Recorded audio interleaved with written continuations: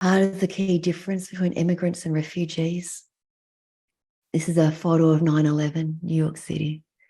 Everyone's headed in a different direction, and yet the direction that we're all headed in is towards home. And yet, for refugees and for certain categories of immigrants, there is no home to go back to.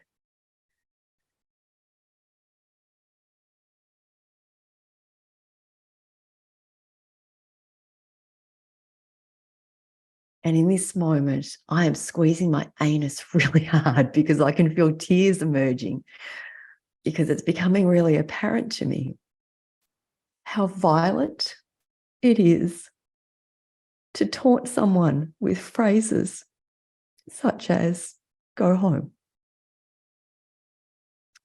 when your home no longer exists.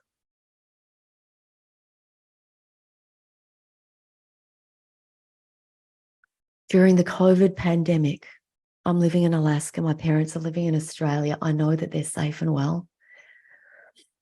And yet when the Australian Embassy in LA announced, if you're Australian living abroad, go home now. Otherwise, there's only going to be 1 or 2 commercial flights to Australia a month.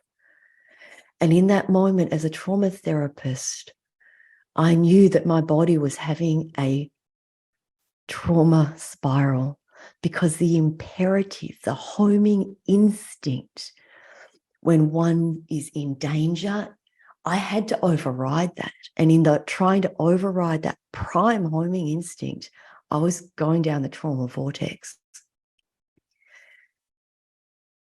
And after 3 days, I stopped crying.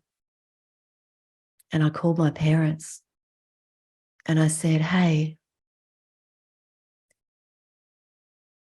was there ever a point in time when we were on our journey of leaving Vietnam that you had that overwhelming experience, overwhelming awareness that there's no going home?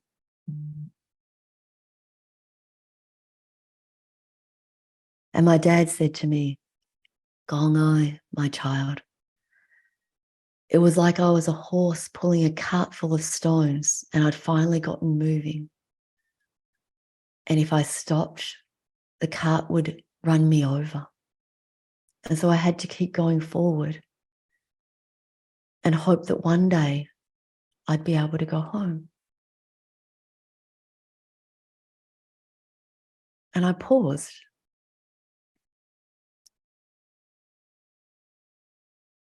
It was 17 years before my dad went home. His mother died.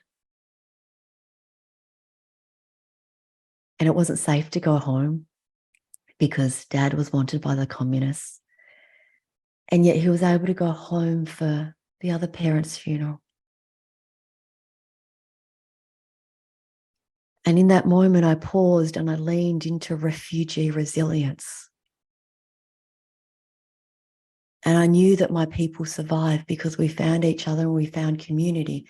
And if it's 17 years before I go back home and see my parents,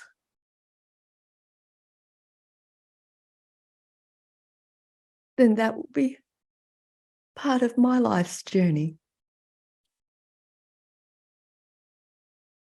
And so I sought community.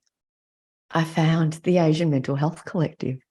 I found our weekly Saturday support groups.